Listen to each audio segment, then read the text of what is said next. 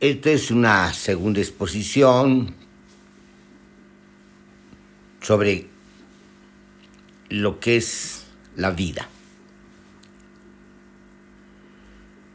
En esta exposición vamos a intentar desarrollar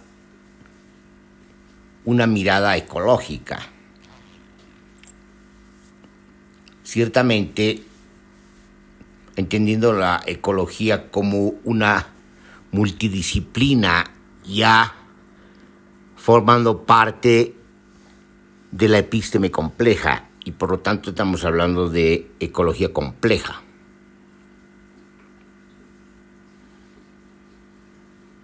Esta perspectiva desde la ecología sobre la vida comprende que la vida es el planeta, para decirlo de manera sencilla, es decir, la integralidad dinámica y compleja del planeta, sus entramados y nichos ecológicos.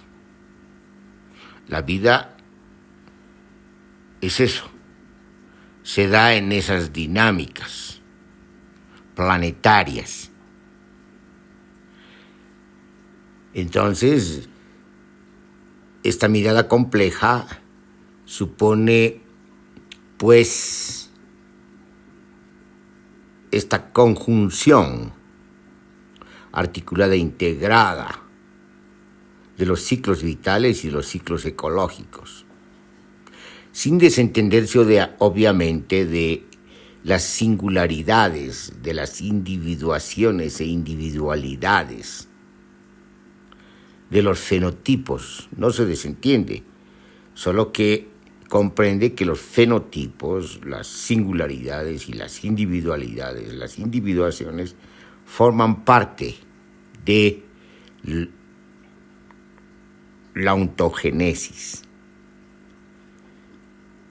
forman parte de las especies, forman parte de esa conjunción compleja entre genoma, es decir, la inscripción programada de las especies, y los fenotipos que realizan esa inscripción programática corporalmente. Y además de esta relación, por así decirlo, complementaria entre fenotipo y ontogénesis, estamos ante las dinámicas ecológicas, ante los entramados, entrelazamientos, conjunciones y conglomerados de los nichos ecológicos. Entonces, la vida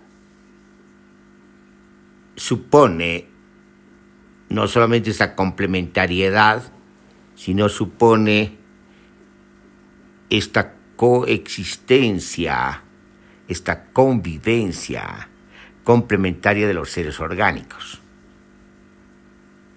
y de los ciclos vitales, porque estamos hablando de los ciclos del suelo, los ciclos del aire, los ciclos del agua, los ciclos de los bosques, los distintos ciclos de la vida que están moviéndose con la misma o siguiendo el ritmo de la rotación y la traslación de la Tierra en el sistema solar y siguiendo las ondas espirales de la Vía Láctea. Es decir, hay una conjunción, pues, y una integración de todos estos niveles, de todos estos planos de intensidad que están articulados, integrados y que de alguna manera, o más bien de manera determinante, definen la vida en su singularidad y en su complejidad. Esto es importante porque es aquí pues donde se sitúa todo el debate en torno al summa causa y al summa camaña. Es este lugar donde podemos contrastar y evaluar la perspectiva político-cultural y mejor la perspectiva filosófica del summa causa y el summa camaña.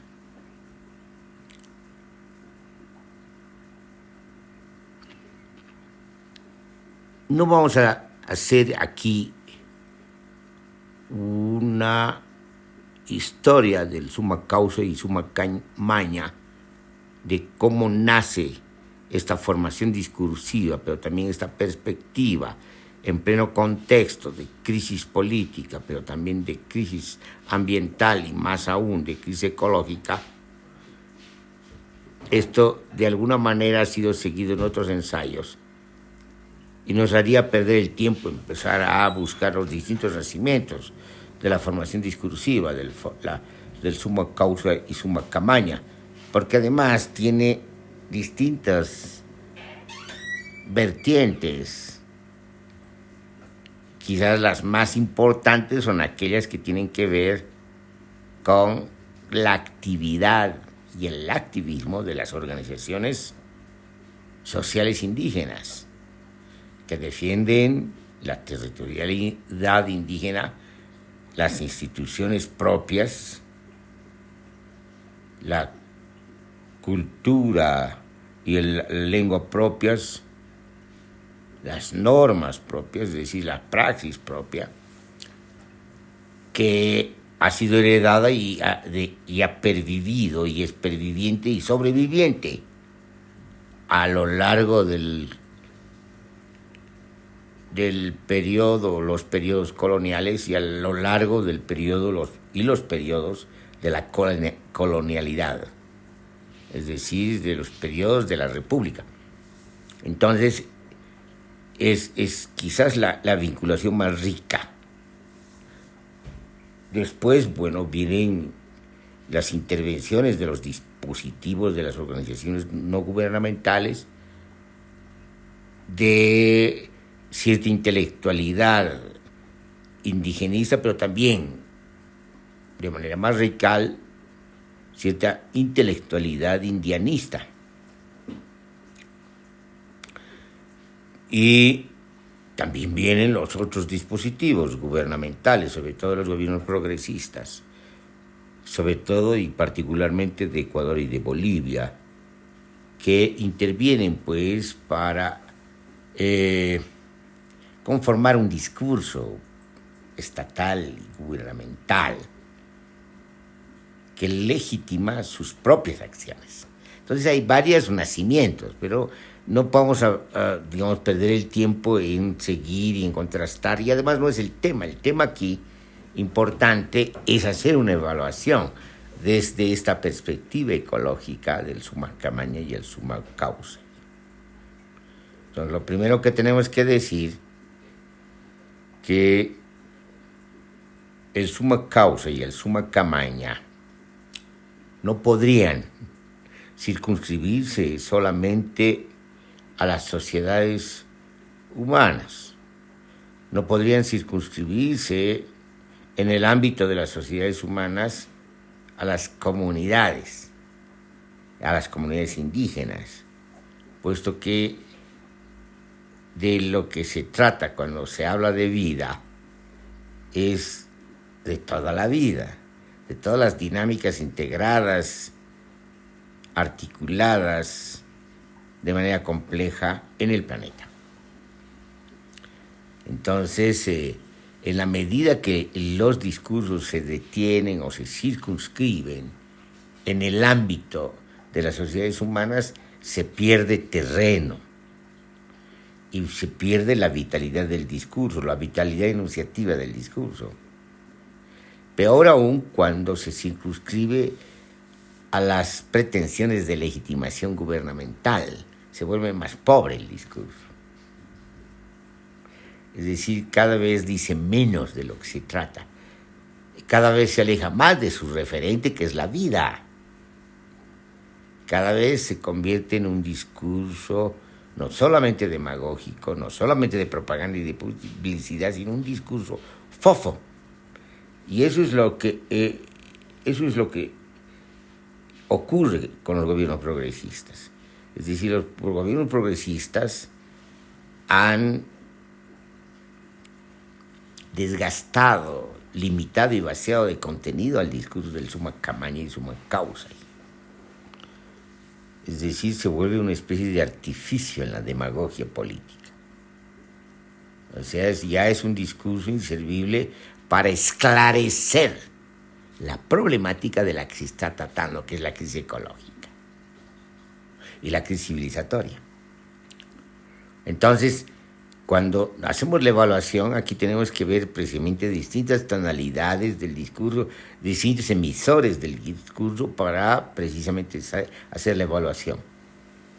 Pero la evaluación más importante no es tanto de los discursos demagógicos de los gobiernos progresistas, sino fundamentalmente es en relación a esta vinculación entre memoria de las comunidades indígenas y lo que se ha venido a llamar después, en términos de interpretación, el summa causa y el summa camaña. Ese es el aspecto más importante de esta evaluación, o de una evaluación desde la perspectiva ecológica. Bueno, eso del summa causa y el summa camaña, que tiene que ver con plenitud de la vida, con vida plena. Suena en el mejor de los casos, en la mejor enunciación, como acontecimiento cultural. Es decir, la cultura en tanto cultivo social, lingüístico, de las tradiciones y de las instituciones culturales. En la medida que la cultura interviene en el cuerpo, en los cuerpos, para modularlos de una determinada manera, y en este caso, para que tengan una vida plena. Entonces aquí entramos en la comparación entre las propuestas de vida plena de las distintas sociedades antiguas, porque aquí sí, digamos, hay analogías, por lo menos en el sentido de lo que es el summa camaña y el summa causa y con el vivir bien o el buen vivir o la vida plena, en mejor sentido de la palabra, de las sociedades antiguas, por ejemplo, las sociedades griegas y las sociedades orientales. Porque aquí, digamos, sí hay una elaboración filosófica al respecto, filosófica y ética al respecto, relativa a los comportamientos y a las conductas. Inclusive en muchos casos, por ejemplo, en las religiones, si podemos hablar de religiones hindúes, en relación a una dietética, es decir, en relación a un tratamiento del cuerpo, una limpieza del cuerpo, para lograr la lucidez. Entonces, hay distintas acepciones en relación a la que se considera vida plena. Entonces, es muy interesante en este caso, sí, comparar las distintas acepciones, los distintos alcances, las distintas argumentaciones e interpretaciones de lo que es la vida plena en sentido cultural y en sentido filosófico en las sociedades antiguas. Entonces, aquí tendríamos dos discusiones. Una en relación a las sociedades antiguas del continente de Abya Yala. Es decir, cómo se concibe la vida plena. Bueno, hay muy poco de investigación al respecto. Es decir, hay mucha especulación, pero hay muy poco de investigación antropológica, historioetnográfica y más aún arqueológica. Pero es indispensable porque precisamente de lo que se trata es de comparar esas sociedades antiguas del continente de Abya Yala con las sociedades antiguas euroasiáticas pero también con las sociedades antiguas africanas. Y eso nos puede dar muchas luces desde una perspectiva histórica, y mejor aún desde la perspectiva de la macrohistoria, que atiende las civilizaciones como acontecimientos estéticos, arqueológicos, culturales. Entonces, ahí sí podríamos decir muchos más. Podríamos, digamos, no solamente iluminarnos al respecto de lo que persiguen, por lo menos en términos de utopías antiguas, las sociedades antiguas. Ese es un lado de la discusión, pero el otro lado de la discusión tiene que ver con el presente, es decir, qué papel juega el summa causa y el summa camaña, no solamente como enunciaciones. Inclusive si ustedes quieren conceptualizaciones o intentos de conceptualización, sino en términos de narrativas. O sea, ¿qué alcance tiene hoy? Estamos concentrándonos, no se olviden, en el alcance discursivo, en la forma del discurso que está vinculada a la memoria de las comunidades indígenas y su presente. Estamos desligándonos de otros usos del summa camaña y el summa causa. Entonces, en relación al discurso de las organizaciones indígenas, al uso que se hace en los discursos, en las demandas de las organizaciones indígenas del continente, el summa causa y el summa camaña adquiere una connotación, por un lado, utópica, en el sentido de finalidad que se persigue, pero también es usada en el sentido de la interpelación. ¿A qué? Bueno, en los discursos se dice a la civilización moderna, mucho más a la civilización occidental, en otros casos, con contenido más político, a la civilización capitalista. Pero, digamos, estas distintas tonalidades, también distintas acepciones de la interpelación, nos está mostrando el intento de la contraposición de una civilización indígena respecto a la civilización occidental. Ahora bien, la civilización indígena o las civilizaciones indígenas nativas del continente ya no están desde la conquista y la colonización, sino de una manera de resistencia, de una manera dispersa, de una manera simbiótica, sincrónica y de una manera, como hemos dicho, de resistencia.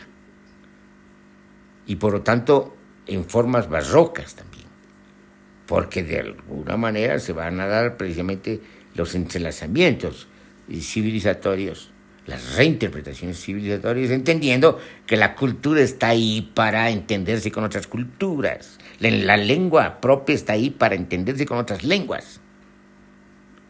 Estamos alejándonos de toda visión chauvinista sobre la lengua, sobre la cultura y sobre estos proyectos que tienen que ver con la plenitud de la vida. Porque hay muchos de esos usos que también son demagógicos, especulativos, que no ayudan precisamente al esclarecimiento y a la utilidad cultural y política del summa causa y el summa camaña. Así pues, cuando las organizaciones indígenas usan el summa causa y el summa camaña, lo hacen en el sentido de la contraposición civilizatoria.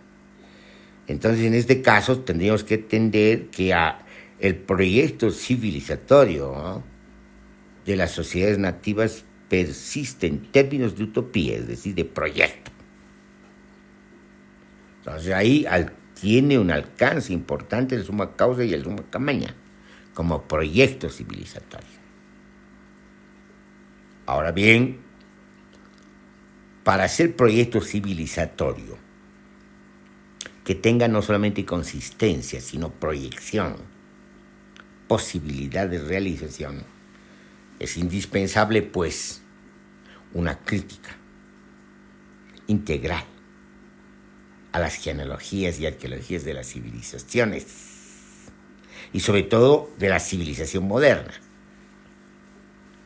No confundir de ninguna manera la civilización moderna con ese mote de civilización occidental, que es un término para mencionar en términos muy generales y muy globales lo que se entiende caricaturescamente lo que es la civilización moderna, sin dar cuenta de sus contenidos. Eso es parte de un discurso político, de un discurso ideológico, pero muy pobre, porque no alcanza a hacer la crítica a la estructura misma de lo que se llama civilización moderna, que se llama de una manera equivocada occidental, porque lo más occidental más bien sería Abya Yala. Es decir, hay demasiados equívocos donde han intervenido los intelectuales decoloniales para precisamente hacer estas contraposiciones, estos esquematismos dualistas entre civilización occidental y civilización no occidental. Bueno, se entiende que esto se dio en un momento determinado cuando se hablaba de orientalismos, como critica y menciona y señala Edward Said. Se entiende, digamos, que hay, a partir de la invención de los orientalismos, que también supone la invención del occidente, se dé lugar precisamente a colocaciones políticas e ideológicas ya en la contemporaneidad, donde los orientalismos adquieren una connotación de lucha, incluso religiosa. Pero digamos, ese es otro contexto. El que se hable de civilización equivale a tener una visión macrohistórica de la civilización y por lo tanto la posibilidad de comprender en su estructura, complejidad, dinámica, contextos distintos, momentos distintos, periodos distintos, regionalizaciones distintas de lo que llamamos civilización moderna. Y por lo tanto, en la medida que se tenga una perspectiva de esa magnitud y de ese alcance, se puede hacer una crítica hermenéutica, una deconstrucción de la civilización moderna, apuntando a su diseminación institucional y por lo tanto apuntando a la construcción de otros horizontes civilizatorios. Por ejemplo, una civilización ecológica que contemple la recuperación de lo que se comprende, lo que se tiene como herencia de las civilizaciones nativas del continente de Abya Yala. Entonces es indispensable, pues, hacer estas distinciones, porque si no hacemos estas distinciones, no le damos el valor, ni el alcance, ni la valorización de lo que quiere decir el enunciado del summa causa y el summa camaña. Y terminamos también desvalorizando cuando se hacen usos inadecuados, cuando se usa un tipo de acepción excesivamente pretenciosa sin darle el contenido, sin incorporar una narrativa macrohistórica. Entonces, al hacer eso, al caer en las redes de un debate ideológico, se termina empobreciendo y quitando los alcances al summa camaña y al summa causa. Entonces, por eso es importante no perder la perspectiva del punto de vista de la ecología. Porque en este sentido sí podemos empezar a preguntarnos sobre las relaciones de ciertas sociedades nativas con sus entornos, sus ecosistemas y eloicos, su hogar. Llama la atención aquí las sociedades amazónicas en el periodo de Tiwanaku, donde parece que Tiwanaku está mucho más vinculado a las sociedades amazónicas, sociedades que no solamente conformaron, crearon, construyeron lagunas artificiales, canales, redes, sino cultivaron bosques. Y eso implica suponer que existieron sociedades ecológicas sabias que no se desvincularon de los ciclos vitales, sino que participaron, que estaban inscritas en esos ciclos vitales y por lo tanto le dieron a las sociedades una fluidez dentro de las dinámicas mismas ecológicas. Entonces ahí sí, digamos, cuando se habla de summa causa y summa camaña, o podemos usar otras lenguas nativas, entonces le damos un alcance mayor a la utopía, al proyecto mismo civilizatorio. Y adquiere un sentido no solamente político-cultural, sino un sentido civilizatorio, un sentido de alteración civilizatoria respecto a la civilización moderna y de apertura a una civilización ecológica. Entonces, cuando hablamos de vida, hay que tener el cuidado de no reducir la vida de manera antropomórfica, como solamente referida a la antropos.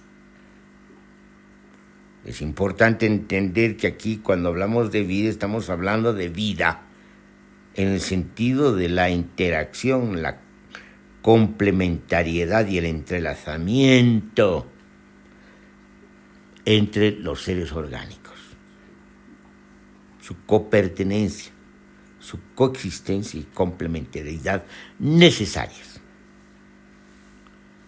Entonces, estamos hablando de vida en el sentido pleno y complejo de la palabra. Es decir, aquí de lo que se trata de la plenitud de la vida de los seres orgánicos, no solamente del antropos.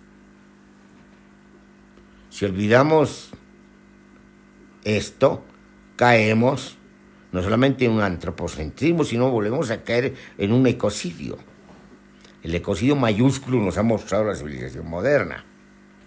Ya hemos expuesto varias veces sobre esta temática y esta problemática, describiendo y señalando y criticando.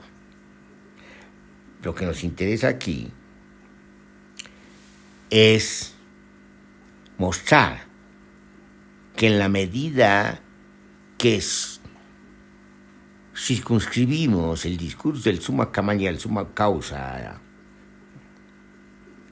y al límite antropomórfico, entonces queda conculcado el propio discurso, el propio sentido del discurso, queda, digamos, vaciado de su propio contenido, queda dramáticamente cortado en sus propias posibilidades enunciativas. Entonces aquí, cuando hablamos de vida plena, estamos hablando de la vida plena de todos los seres orgánicos y, por lo tanto, si ustedes quieren, de la vida plena del planeta, de la salud planetaria. No olvidar eso, para no caer en ideologizaciones e imposturas, que es un poco lo que se acostumbra. no solamente en los discursos políticos, no solamente en los discursos de los gobiernos progresistas, que ya son una impostura descarnada y descarada, sino se puede caer en la misma discusión, en el mismo debate ideológico que pretende defender los derechos colectivos y también los derechos de la naturaleza. Cuando se hacen discursos que no tienen en cuenta la necesidad de romper los límites antropomórficos, entonces se cae, digamos, en una utilización discursiva que se limita precisamente a la dramática y a la trágica conducción de las sociedades humanas a su propio abismo, porque desconoce a los demás seres orgánicos la copertenencia a los nichos ecológicos y a los ecosistemas, y termina precisamente cayendo en lo que critica, en el ecocidio. Entonces, no perder de vista, digamos, la importancia, el funcionamiento, las dinámicas integrales complejas y de simultaneidad de los ciclos ecológicos, es decir, de esa complejidad donde todos los seres orgánicos están entrelazados y los ciclos vitales están entrelazados. Y de lo que se trata precisamente es de buscar la armonización. Entonces, un sentido con alta significación del summa causa y summa causa tiene que ver con este criterio de armonización, de reinsertarse en los ciclos vitales, pero también de armonización de los ritmos humanos con los ritmos de los otros seres orgánicos y los ritmos de los ciclos vitales planetarios. Entonces ahí sí tenemos ya no solamente una narrativa como la que hasta ahora se ha usado del summa causa y el summa causa, pero una narrativa en el mejor sentido de la palabra, como hemos mencionado, que está vinculado a la memoria de las organizaciones indígenas, sino tenemos ya una narrativa más completa. Es decir, una narrativa que comprende, entiende, conoce, es consciente de esta copertenencia y de esta responsabilidad con la salud planetaria.